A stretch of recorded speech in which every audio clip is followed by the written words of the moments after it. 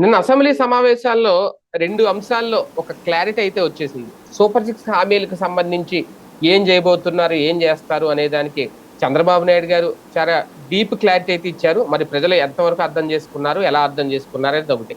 ఇందులో పత్రికల్లో చూస్తే మా వల్ల కాదు, చేతులు దేశం ఇప్పట్లో ఏమీ అవదు, సంపద సృష్టించాకే అనేది సాక్షి రాసుకొస్తుంది. వాళ్ళు మిగిలిన పత్రికలు చూసుకుంటే కనుక అయిపోయింది, ఇంకా ఈ సంవత్సరంలో అన్ని వచ్చేస్తే సూపర్ సిక్స్ మీద ఒక కీలక ప్రకటన చేసేసారని చెప్పి వాళ్ళు రాస్తారు. కానీ అసలు ఏంటి, అసలు తాత్పర్యం ఏంటి, అంశం ఏంటి, ఆయన ఏ రకంగా వ్యాఖ్యలు చేశారనేది. రెండోది, పవన్ కళ్యాణ్ గారు కూడా పొత్తు బంధానికి సంబంధించి లేదంటే వాళ్ళిద్దరి మధ్య ఉన్న స్నేహానికి సంబంధించి కూడా ఒక పెద్ద క్లారిటీ అయితే ఇచ్చేశారు అసెంబ్లీ వేదికగా. ఆయన ఈ రెండు అంశాల గురించి చర్చించే ప్రయత్నం చేద్దాం. సార్, ఫస్ట్ చూస్తే అంటే నాకు అర్థమైంది, నేను పేపర్ చదివేం మిమ్మల్ని అడగట్లేదు, ఇది నేను ఆల్రెడీ నేను లైవ్ చూసి విన్న తర్వాత ఆయన అన్నది ఒకటే, తల్లికి వందనం అయితే మే నుంచి ఇచ్చేస్తాము, ఇంట్లో ఎంతమంది ఉంటే అంతమందికి ఇచ్చేస్తాం ముందు చెప్పినట్టు అనేది ఒకటి, ఒక క్లారిటీ ఇచ్చారు. ఇంకొకటి, అన్నదాత సుఖీభవలో ఆయన అన్నది కేంద్రం 6,000 ఇస్తుంది, మేము 14,000 ఇస్తాం, రెండు కలిపి 20,000 అన్నారు. ఈ రెండు అంశాల గురించి మాట్లాడదాం. ఫస్ట్ అసలు ఏంటి అంటే, ఫస్ట్ చూసుకుంటే తల్లికి వందనం అది క్లియర్ అయినా, వాళ్ళు అనుకున్నట్టు మే నుంచి స్టార్ట్ అయిపోతే ఇచ్చిన హామీ నెరవేర్చినట్టేనా? ఖచ్చితంగా అది పూర్తి చేస్తే మంచిదే కదా. ఇంట్లో ఎంతమంది ఉంటే ఎంతమంది ఉంటే అంతమందికి అన్నారు. వస్తుందో లేదో రేపు తెలుస్తుంది. ఇవ్వకపోతే పబ్లిక్ క్వశ్చన్ చేస్తారు కదా, ఇస్తే గ్రేటే కదా. ఎంతమంది ఉంటే అంతమందికి. సాధారణంగా అదే ఆ రోజున వాళ్ళు ఇచ్చే మార్గదర్శకాలు, ఇప్పుడు స్పీచ్ వేరు, మార్గదర్శకాలు దాంట్లో ఉంటాయి. ఇప్పుడు వైట్ రేషన్ కార్డు హోల్డర్లు అందరూ ఎలిజిబుల్లా కాదా? అప్పుడు వైట్ రేషన్ కార్డు హోల్డర్స్ అందరూ ఎలిజిబులే ఆ రోజున. ఇది జగన్ ఉన్న 5 ఏళ్ళు కూడా వైట్ రేషన్ కార్డు హోల్డర్స్ అందరి పిల్లలకి కూడా ఒకళ్ళకి ఇచ్చారు ఇంట్లో. కాబట్టి ఇప్పుడు అది కాదు, ఎంతమంది ఉంటే అంతమంది అన్నారు. ఇప్పుడు సాధారణంగా పేద కుటుంబాల్లో 2 ఉంటారు, మ్యాక్సిమం 3 ఉంటారు. 4 ఉండేది కూడా తక్కువే. గతంతో పోల్చుకుంటే ఇప్పుడు అసలు చాలా వరకు 4 అనేది కన్నది చాలా చాలా రేర్. అయితే గీతే కాస్త ముస్లిం సామాజిక వర్గానికి సంబంధించిన కుటుంబాల్లో ఉండొచ్చు 4-5 అట్లాగా. కాబట్టి అలాగే ఎంతమంది ఉంటే అంతమందికి అన్నప్పుడు ముస్లిం సామాజిక వర్గంలో అయితే ఎంతమంది ఉంటే అంతమందికి ఇవ్వచ్చు వీళ్ళు, గ్యారంటీ. అదే సమయంలో హిందూ సామాజిక వర్గంలో కూడా ఎంతమంది ఉంటే అంతమందికి ఇవ్వాలి. కొంతమంది ఆడపిల్లలే పుడుతుంటే మగపిల్లోడు కావాలి, నేను మగపిల్లోడు పుడుతుంటే ఆడపిల్ల కావాలను ఇట్లా కనేవాళ్ళు ఉంటారు. అట్లాంటి వెరీ రేర్ ఇవాళ ఉన్న రోజుల్లో. కాబట్టి అట్లాగా ఉన్నోళ్ళందరికీ ఇస్తే హ్యాపీ. అది రేపు ఇచ్చే మార్గదర్శకాల్లో తెలుస్తుంది. మనం శుభం పలకరా పెళ్లి కొడక అంటే డాష్ డాష్ ఏదనే మాట అనొద్దు. ఆ మార్గదర్శకాలు వచ్చేదాకా మనం ఖచ్చితంగా అది జరుగుతుందని ఆశిద్దాం. ఎంతమంది పిల్లలు ఉంటే అంతమందికి 10వ తరగతి, అది కూడా గవర్నమెంట్ స్కూళ్ళతో పాటు ప్రైవేట్ స్కూళ్ళకు కూడా అప్పట్లో ఇచ్చింది. మనం అప్పట్లో జగన్ అది అనౌన్స్ చేసినప్పుడు నేను తప్పు పట్టా, నువ్వు ఉట్టి గవర్నమెంట్ స్కూల్ వాళ్ళకి ఇవ్వు, ప్రైవేట్ స్కూల్ వాళ్ళకి ఇవ్వబాక, ప్రైవేట్ స్కూళ్ళని ప్రోత్సహించినట్టు అవుతుంది అన్నటువంటి. కానీ జగన్కి ఉన్న ఫీడ్బ్యాక్ అప్పుడు ఈ ఐప్యాక్ వాళ్ళు ఇచ్చింది ఏంటంటే, గవర్నమెంట్ స్కూళ్ళల్లో 40 లక్షలు ఉంటే ప్రైవేట్ స్కూళ్ళల్లో 60 లక్షలు ఉంటున్నారు, అట్లాగే గనక మనం ఇవ్వకపోతే గనక ప్రైవేట్ స్కూల్ వాళ్ళు ఓటేయరు అన్నటువంటి. అంటే లేబర్లో కూడా ఎక్కువ మంది ప్రైవేట్ స్కూళ్ళకి పిల్లల్ని చదివిస్తున్నారు అన్నటువంటి. అప్పుడైతే జగన్ కూడా 2కి అన్నాడు, ఒక్కళ్ళకి అనలేదు అతను. తర్వాత ఒకళ్ళకే ఇచ్చాడు, 2కి అన్నాడు, ఒకళ్ళకే ఇచ్చాడు. ఇప్పుడు వీళ్ళు ఎంతమందికి ఇస్తారు? వీళ్ళందరికీ ఇచ్చారనుకోండి, ఇక అసలు తిరిగే లేదు. జగన్ ఆ రోజున మాట తప్పాడు, మడమ తిప్పాడు. పథకాన్ని అయితే మాటలో భాగంగా అమలు చేశాడు, కానీ మడమ తిప్పాడు అందులో. 2కి అని చెప్పి ఒకళ్ళకే ఇవ్వడం అన్నటువంటి. వీళ్ళు అందరికీ ఇచ్చినట్టు అవుతుంది. అలా కాకుండా షరతులు ఏమన్నా పెడితే అప్పుడు మాట్లాడుకోవచ్చు మనం. అది ఇంట్లో ఎంతమంది ఉంటే అంతమందికి అనేది అయితే క్లియర్ గా చెప్పేశారు కాబట్టి అందులో షరతులు ఉండవు అనుకుంటున్నాను నేను కూడా. మేబీ మీరు అన్నట్టు ఏదైనా వైట్ రేషన్ కార్డు లేని వాళ్ళకి ఆదాయం ఈ లెక్కలు ఏమన్నా తీస్తే అక్కడ వైట్ రేషన్ కార్డు లేని వాళ్ళకి ఇవ్వక్కర్లేదు రూల్ ప్రకారం. అది ఎలాగే ఎవరు వైట్ రేషన్ కార్డు సరే, అది కూడా పెద్దగా ఏం కోట్లలో చేయలేరు. అయితే ఈ 2 లక్షలు 3 లక్షలు చేయగలుగుతారు. వైట్ రేషన్ కార్డు ఉన్నటువంటి వాళ్ళందరికి ఇస్తే చాలండి, నో డౌట్. ఆయా కుటుంబాలందరికీ ఎంతమంది పిల్లలు ఉంటే అంతమంది. అంటే ఇవాళ లెక్కన దగ్గరగా 1 కోటి మంది ఉన్నారు. 88 లక్షల నుంచి 1 కోటి మంది ఉన్నారంటారు టోటల్గా. వైట్ రేషన్ కార్డు హోల్డర్ల పిల్లలే 88 లక్షలు ఎంతో చెప్పారు ఆ మధ్యన. అది స్పష్టత రావాలి. మొన్న మధ్యన వైసీపీ వాళ్ళప్పుడు వీళ్ళని విమర్శిస్తా ఇచ్చిన స్టేట్మెంట్లో అది ఉంది అంకె. 85 లక్షలు ఎంతో చెప్పారు అప్పుడు. అంతమందికి ఇస్తారా, మేము ఇవ్వలేమని. ఉమ్. 85 లక్షల మందికి ఇచ్చారనుకోండి, గ్రేట్, ఇక తిరిగే ఉంది. అవును చూద్దాం. అవును. కానీ ఈ రైతులకు ఇచ్చే దాని విషయంలో సార్, అప్పుడు ఆయన ఉన్నప్పుడు రైతు భరోసా, పెట్టుబడి సాయం అనే పేరుతో ఇచ్చారు. ఇప్పుడు అన్నదాత సుఖీభావ్ అన్నారు. నిన్న చాలా క్లియర్ గా ఆయన చెప్పింది, రాష్ట్రం ఇచ్చే 14,000, కేంద్రం ఇచ్చే 6,000తో కలిపి 20,000 అన్నారు. అక్కడ ఏమైనా మాట మార్చినట్టు ఏమైనా కనిపిస్తుందా? వాస్తవంగా అయితే తెలుగుదేశం హామీ తప్పించి బీజేపీ హామీ కాదు. కాకపోతే జగన్ కూడా అదే తప్పు చేశాడు. అప్పుడు జగన్ తనిచ్చిన హామీ వైసీపీ హామీ, బీజేపీ హామీ కాదు కదా. మోడీ తందాం తన పథకం పెట్టాడు. నువ్వు ఇస్తానని చెప్పింది నీది సపరేట్. నువ్వు అప్పుడు ఎంత ఇస్తానంది ఆయన 12,500 ఇస్తానన్నాడు. మొదటి ఏడాది కాకుండా రెండో ఏడాది నుంచి 4 సంవత్సరాల పాటు 4 12,500 చొప్పున 50,000 ఇస్తాను 5 ఏళ్లలో అని చెప్పాడు జగన్. చెప్పి 63,500 ఇచ్చాడు. అయితే అందులో జగన్ ఇచ్చింది ఎంత అయింది? తను చెప్పిన 50,000 కూడా అవలా. ఏడాదికి 7,500 చొప్పున 5 ఏళ్ళు 35, 5 5 అంటే 37,500 ఇచ్చినట్టు. అంటే తను చెప్పిన మాట కూడా నిలబెట్టుకోలేదు. కాకపోతే 5 ఏళ్ళు ఇచ్చానంటాడు. కరెక్ట్, 5 ఏళ్ళు ఇచ్చాడు. కేంద్రం ఇచ్చిన దాంతో నువ్వు లెక్కేసుకున్నాడు ఆయన. ఇప్పుడు వీళ్ళు అదే చేస్తున్నారు. ఇప్పుడు బీజేపీ జనసేనల మేనిఫెస్టో కానీ, ఇదే తెలుగుదేశం జనసేనల మేనిఫెస్టో కానీ బీజేపీ మేనిఫెస్టో కాదు కదా అది. నిన్న ఆ మాట కూడా అన్నారు సార్. మీ ముగ్గురు కలిపి విడుదల చేసిన క్లియర్ గా చెప్పారు ఆయన. టీడీపీ, బీజేపీ, జనసేనలు మేము ఇచ్చిన మేనిఫెస్టో హామీని నేను నిలబెట్టుకుంటాను ఖచ్చితంగా అనుకున్నా. అది క్లియర్ గా అన్నారు ఆయన. కదా బీజేపీ మేనిఫెస్టో అది కాదు. బీజేపీ మా సెంట్రల్ మేనిఫెస్టోనే అంది. చివరికి ఆ కాగితాన్ని ముట్టుకోవడానికి కూడా అంగీకరించలేదు. ఎవరెవరు కలిసి పట్టుకున్నారు అది? చంద్రబాబు, పవన్ కళ్యాణ్ కలిసి. అంతే. కళ్ళ ఎదురుగుండా కనబడ్డదే కదా. కళ్ళ ఎదురుగుండా కనబడ్డదాన్ని అబద్ధం చెప్పడం ఎందుకు? రెండవది ఇంకొక అబద్ధం కూడా చెప్తున్నారు. కేంద్రం 6,000 ఇస్తుంటే మిగతాది 14 మేము ఇస్తామంటున్నారు.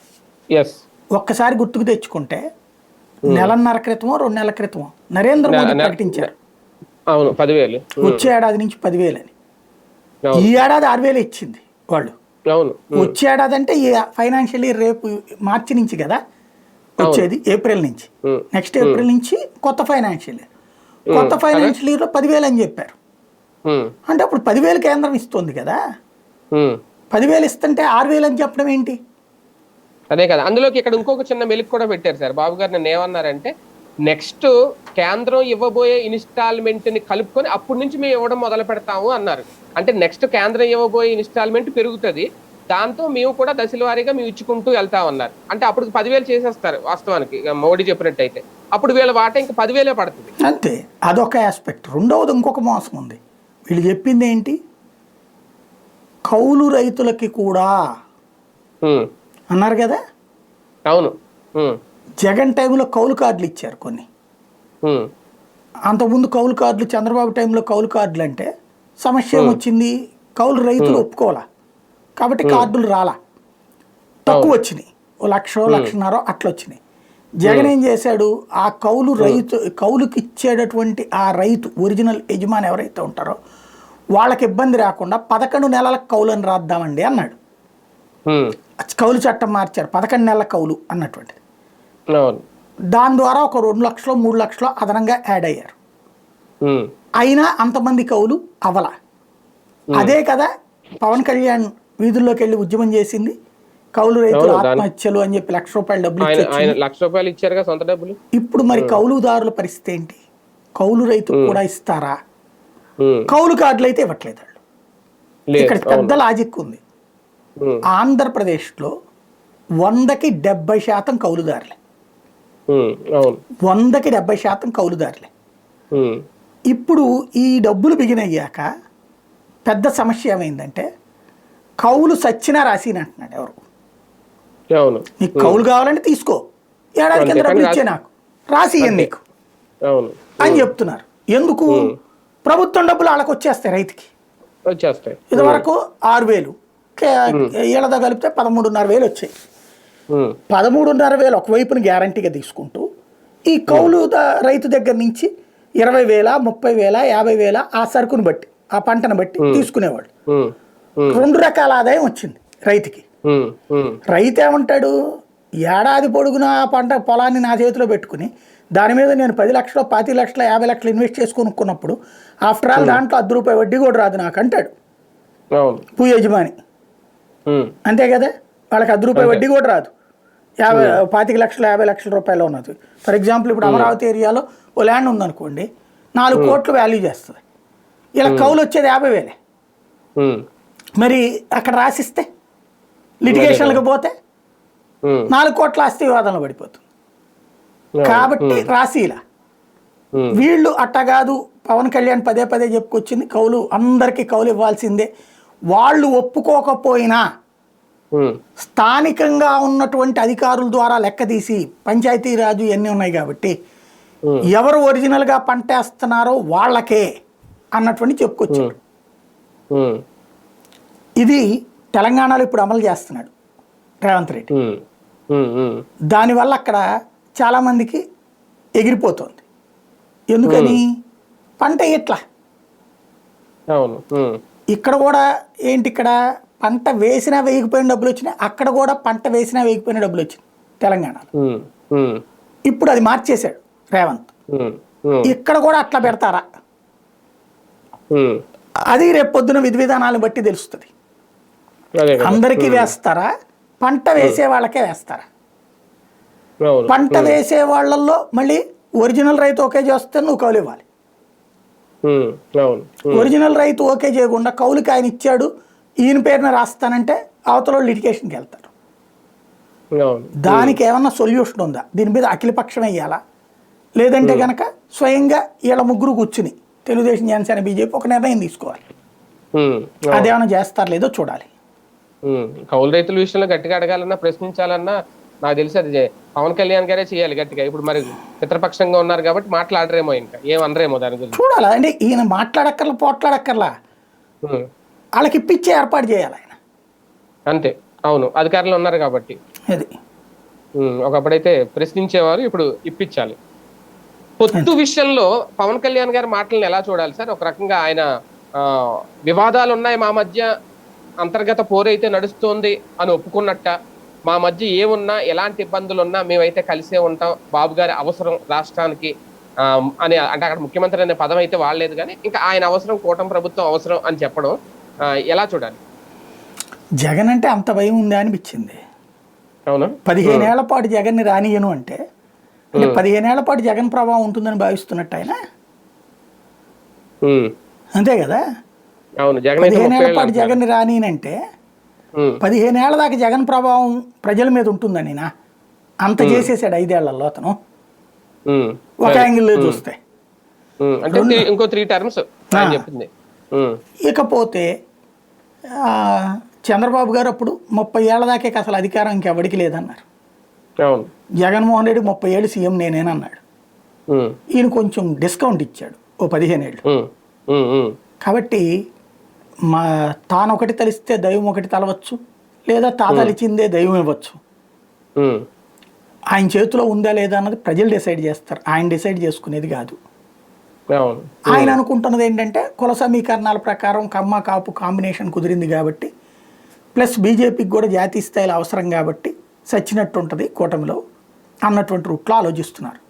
కాకపోతే ఆయన అనుకున్నంత విధంగా రాజకీయం ఉంటుందా లేదా అనేది చూడాలి. జాతీయ స్థాయిలో బీజేపీ కనుక రేపు ఏ జమిలి ఎలక్షన్ జరిగి లేదా ఇంకొకటి ఒక్కసారి బలపడిందంటే అది బీజేపీ దాన్ని ఏమంటారు, తానులో ముక్కలాగా ఉండాలని భారతదేశంలో ఎక్కడా అనుకోవట్లేదు. అది ఏదో ఫస్ట్ ఆర్ సెకండ్లో ఉండాలనుకుంటుంది. ఇప్పటిదాకా దేశంలో అన్ని చోట్ల సాధిస్తూ వచ్చింది. తెలంగాణ, ఆంధ్రప్రదేశ్, కేరళ ఈ 3 చోట్లే వర్కౌట్ కావట్లే. మిగతా అన్ని రాష్ట్రాల్లో సాధ్యమైంది. తమిళనాడు, ఈ 4 రాష్ట్రాల్లో, ఈ 4 రాష్ట్రాలు కేంద్రంలో ఒక్కసారి బలపడితే అది మొన్న ఇబ్బంది కాబట్టి ఆగింది. అక్కడ బలపడిందా ఇక అసలు తిరుగులేదు. ఇక అది ప్లాన్ ఇట్లా పవన్ కళ్యాణ్ చెప్పినట్టు వింది. అది ఆలోచించదు, నువ్వేరా బయటికి అంటది, మనం చూసుకుందాం అంటది.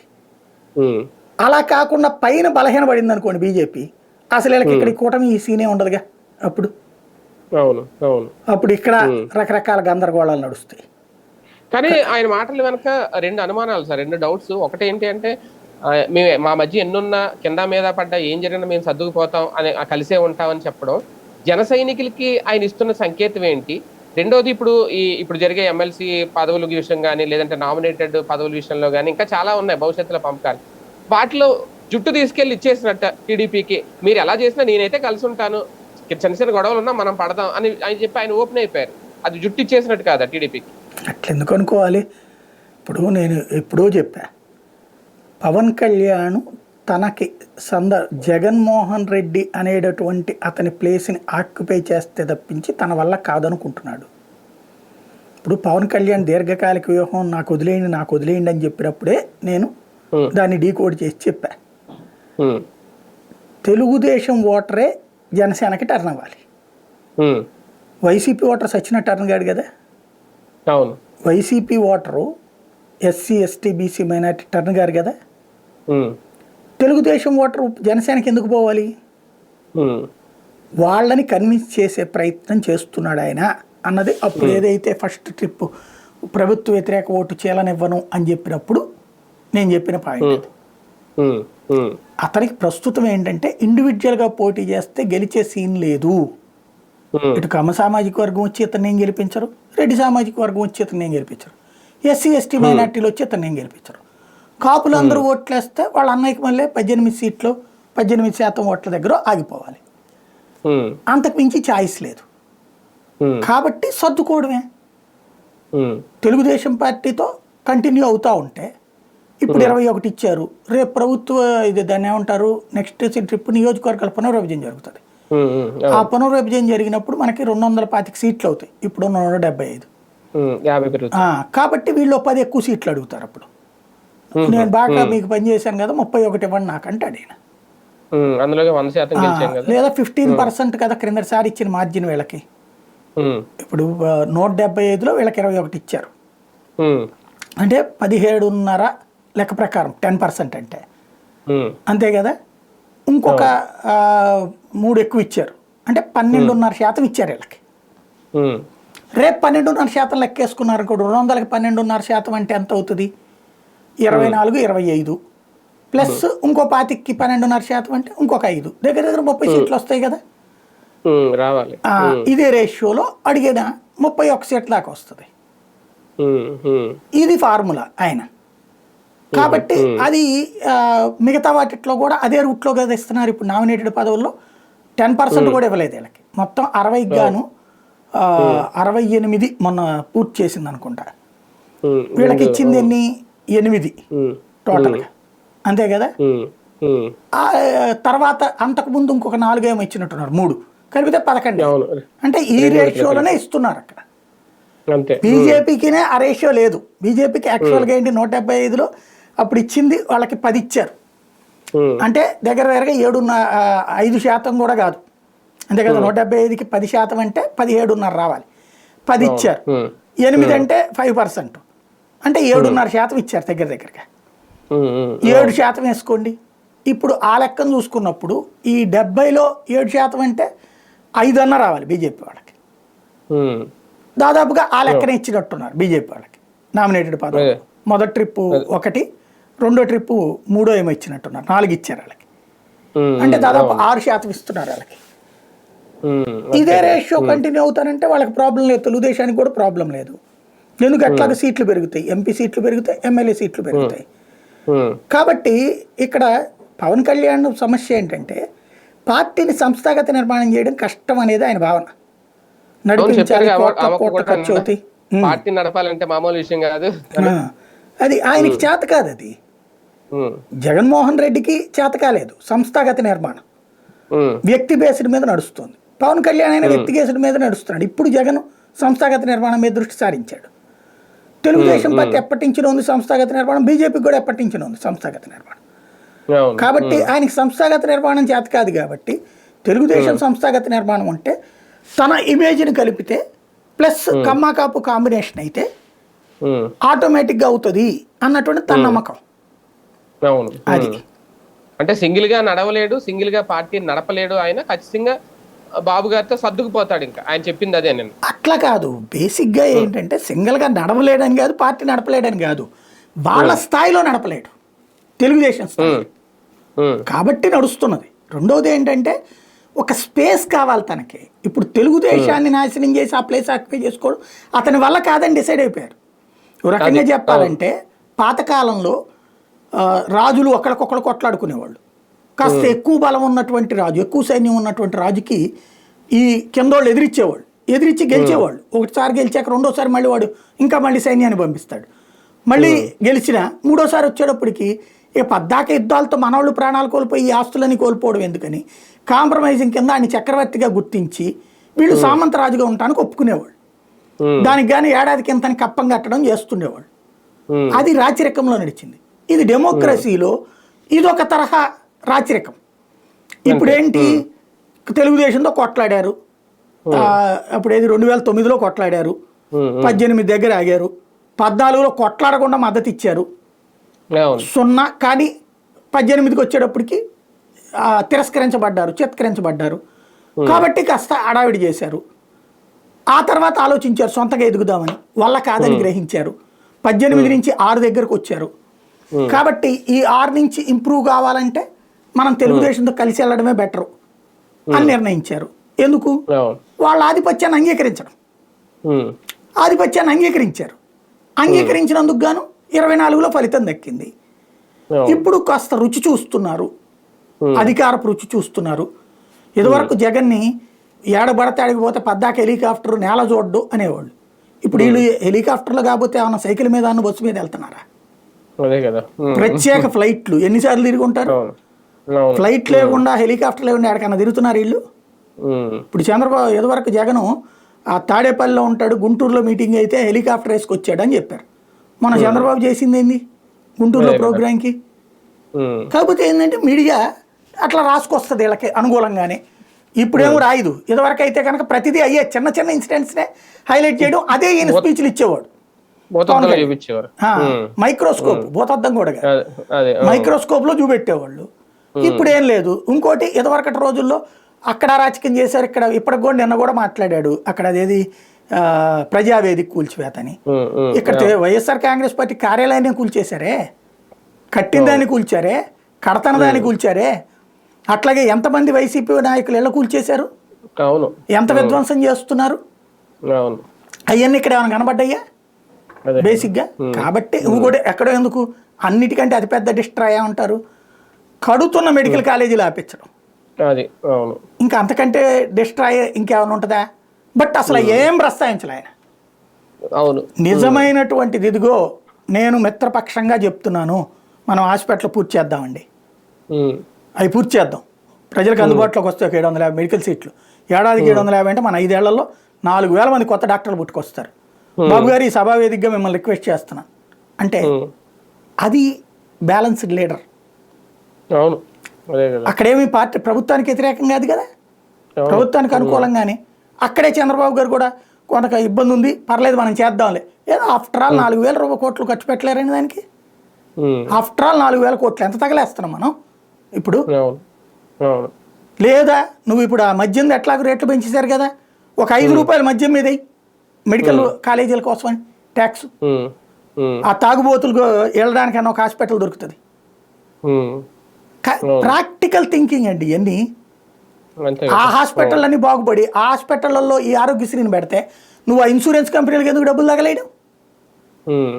శుభ్రంగా ఈటెట్లో నడపచ్చు కదా. రియాలిటీ ఈయన అసలు ఏం పరిష్కారం చూపించారు? మద్యం విచ్చలవిడిగా జరుగుతోంది, రేట్లు ఏమైనా తగ్గించారా? అప్పుడు తగ్గిస్తామన్నారు, తగ్గించారా? ఏదన్నా 99 రూపాయల బాటిల్ ఒకటి తెచ్చారు. అదేం అంతకుముందు బాటిల్ 99కి తగ్గించడం కాదు, 99 రూపాయల బాటిల్ ఒకటి తెచ్చారు, అంతే కదా. అది కూడా ఒక ఏది తక్కువ దొరుకుతాయి, మిగతా అన్ని పాత దాని మీద ఇంకో 10 రూపాయలు రేటు పెరిగింది కదా. ఇంకేంటి అక్కడ దోపిడీ తగ్గిందా పెరిగిందా? ఇదివరకు ఆ డబ్బులు ప్రభుత్వానికి వచ్చాయి 25,000 కోట్లు, ఇప్పుడు ప్రభుత్వానికి ఎంత వస్తున్నాయి? 6,000 కోట్లు 7,000 కోట్లు అంటే మ్యాక్సిమం 10,000 కోట్లు వస్తాయేమో. అప్పుడు ప్రయోజనం వచ్చిందా నష్టం వచ్చిందా? ఇట్లాంటివన్నీ పోని మనకద్దు, అసెంబ్లీలో వద్దు, విడిగా వీళ్ళు కూర్చుని చర్చించుకుని ఏమైనా పరిష్కరించారా? ఉమ్, ఇంకప్పుడు నువ్వు కూటమి ధర్మము లేకపోతే ప్రజాధర్మం, నువ్వు ఫస్ట్ నీ కూటమి ధర్మంలో నువ్వు మీరందరూ స్నేహంగా ఉండండి. ఉమ్, ప్రజల కోసం తీసుకొచ్చిన మార్పు ఏంటి? అవును, ఇప్పుడు ఇంకోటి, సంక్షేమ పథకాలు మీరందరూ చెప్పిన మాట ఏంటి? అధికారంలోకి రాగానే అన్నారా, దశల వారీగా అని చెప్పారా? నేను హామీ ఇస్తున్నా చంద్రబాబు గారు చెప్పిందని అన్నాడా లేదా ఆయన? అవును, నేను హామీ ఇస్తున్నా అన్నాడా లేదా? అవును, ఉమ్, ఆ రోజునే మనం అనుకున్నాం అనవసరంగా చేయగాల్చుకున్నాడు, ఈయన హామీ ఇవ్వడం ఏంటి? వాళ్ళు ఇంతకుముందు కూడా సంపూర్ణ రుణమాఫీ, రైతు రుణమాఫీ అట్లాగే ఉంది. మరి ఇప్పుడు అప్పుడు కూడా ఈయన హామీ అన్నాడు, చివరికి ఇవ్వలేదు ఆయన. ఇప్పుడు ఎట్లా చెప్తారని? ఫస్ట్ ఏడాది అన్నీ పోయినాయిగా, ఉమ్, అవును, 2 ఏడాది 2 ఇస్తున్నారుగా. ఉమ్, ఇప్పుడు నిరుద్యోగ భృతి పోయింది, ఉచిత బస్సు పోయింది, అదేదో మహిళలకు 1500 పోయింది. మహిళా శక్తిలో ఇవన్నీ ఏమైపోయినాయి? వాటి మీద ఏం మాట్లాడలేదు. అవన్నీ చివరిలో ఇస్తానికా? ఇప్పుడు ఏడాదికి 18,000 రూపాయలు చొప్పున ఒక పథకం, 15,000 రూపాయలు ఒక పథకం. డ్వాక్రా రుణమాఫీ కింద 15,000 రూపాయలు మినిమం. ఎట్లా డబ్బులు వచ్చినాయి అప్పుడు? 10,000 తక్కువ కాకుండా వచ్చినాయి అప్పుడు. డ్వాక్రా రుణమాఫీ అంటే 10 లక్షల రూపాయలు తీసుకుంటే తలా 1,00,000 రూపాయలు, 5 ఏళ్ళు అంటే 20,000 రూపాయలు అట్లా ఇచ్చాడు అతను. ఆ డబ్బులు అంత వచ్చినాయి మహిళలకి. 5 లక్షలు తీసుకున్న వాళ్ళకి కూడా 10,000 వచ్చినట్టు. అంటే తలా 50,000 లోన్ తీసుకున్న వాళ్ళకి 10%, అదే 10,000 రూపాయలు చొప్పున లెక్కేసి 5 ఏళ్ళకి ఇచ్చాడు అతను. అంటే అంత డబ్బులు వచ్చినాయి కదా ఆ రోజున. మినిమం 40-50 వేలు ఒక్కొక్క మహిళకు వచ్చింది. ఇప్పుడు ఒక ఏడాది 40-50 వేలు పోయినట్టేగా. 2 ఏడాదిలో కూడా అమ్మ ఒడి ఒకటి ఇస్తున్నావు. అప్పుడు తల్లి ఏది ఇదే తల్లికి వందనం ఇస్తున్నావు. ఇప్పుడు అమ్మ ఒడి కాకుండా చెప్పినాయి ఆ పథకాలు. ఇప్పుడు ఆ డబ్బులు పరిస్థితి ఏంటి వాళ్ళందరిది? కాపు నేస్తాం, ఈబీసీ నేస్తాం, బీసీ నేస్తాం, ఇవన్నీ ఏమైపోయినాయి? అదేది వాళ్ళ పేరేంటి, ఆటోలు దోలే వాళ్ళకి 10,000 రూపాయలు, అవన్నీ ఏమైపోయినాయి? వాహన మిత్రాలు ఇవన్నీ. అంతకంటే 20,000 ఇస్తామన్నారు కదా వీళ్ళు, ఏమైపోయినాయి ఆ డబ్బులు? కాబట్టి అవి అసలు ఏం ప్రస్తావించకుండా మేము ఇచ్చేది సంబరం చేసుకోండి, ఇబ్బంది మాట్లాడద్దు. ఇంకా అక్కడ ఏం చర్చ జరిగినట్టు? అవును, ఒక రకంగా ఈ ఏడాదిలో ఏమి లేవని క్లారిటీ ఇచ్చేసారు. రెండు ఉన్నాయి. అదే ఇదే మొత్తం 3 నడుస్తున్నట్టు, సూపర్ 6 లో 3 నడుస్తున్నట్టు. గ్యాసు, తల్లికి వందనం, అన్నదాత సుఖీభావ. అది అదే ఆ 2 ఇస్తారు ఇంకా ఈ ఏడాది అంతే. అది ఈ బడ్జెట్ లో చెప్పారు కాబట్టి మిగిలిన సంగతి ఇంకా తర్వాత. వచ్చే ఏడాదికి బస్సును, ఆ తర్వాత ఏడాదికి నిరుద్యోగ భృతి, ఆ తర్వాత ఏడాదికి మహిళలకి లాస్ట్ ఇయర్ పెడతారేమో. లాస్ట్ ఇయర్ పెడతారు, అది కంటిన్యూ అవ్వాలంటే మళ్ళీ మేము అధికారంలోకి రావాలని చెప్తారు. రైట్, చూద్దాం. మొత్తానికి 2 విషయాలు అయితే క్లారిటీ ఇచ్చేసారు. సూపర్ 6 మిల్లుకి సంబంధించి ఇంకా ఈ 2, అది కూడా ఈ ఏడాదిలో. ఇంకా అలాగే బంధం గురించి కూడా పవన్ కళ్యాణ్ గారు ఇచ్చిన క్లారిటీ కూడా ఇంకా వాళ్ళైతే ఎలాంటి రూమర్స్ నమ్మాల్సిన అవసరం లేదు, మేము కలిసే ఉంటాం అనేది క్లారిటీ ఇచ్చారు.